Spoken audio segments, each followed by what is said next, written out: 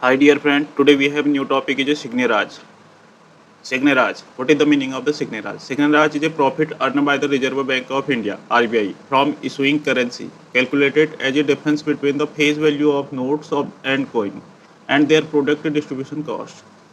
This is the surplus is transferred to the government of India as divided acting as a actual non-tax revenue source.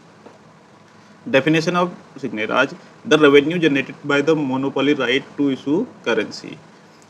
Let us consider the face value of the money of the 500 rupees 500 rupees note. The value of money is 500 rupees note, but the cost of production of 500 rupees note is, let's say, is 100 rupees. Then the profit is known as Signiraj. Profit is 500 minus 100 rupees, means 400 rupees is a Signiraj of the RBI. RBI role.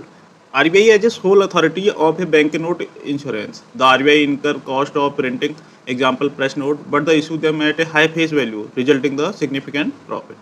Income source. It is considered one of the primary income source of the RBI, alongside return on the foreign assets and domestic bond holdings. Mechanism.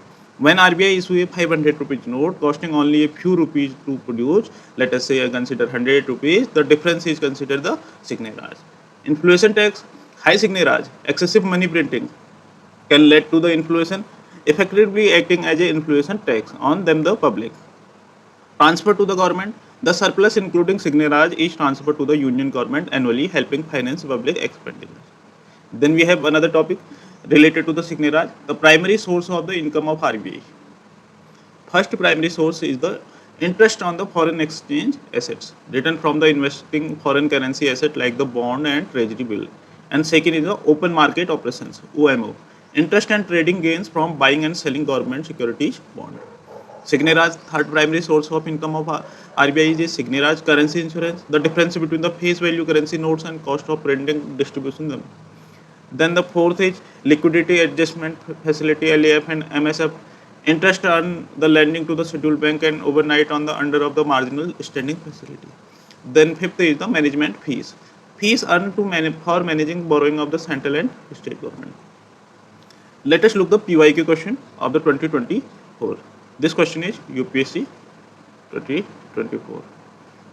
Question is, which of the following are the source income of the Reserve Bank of India?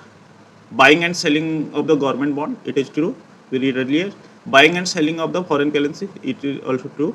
Pension fund management, not mentioned. Lending to the private company, it is also incorrect. Then the printing and distribution currency of the notes, it is true. It is also known as Signiraj. So answer is 1, 2 and 5.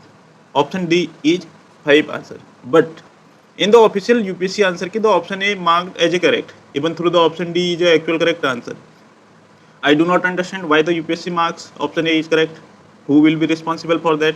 These type of error is also in answer key are equivalent to the exam leak in UPSC.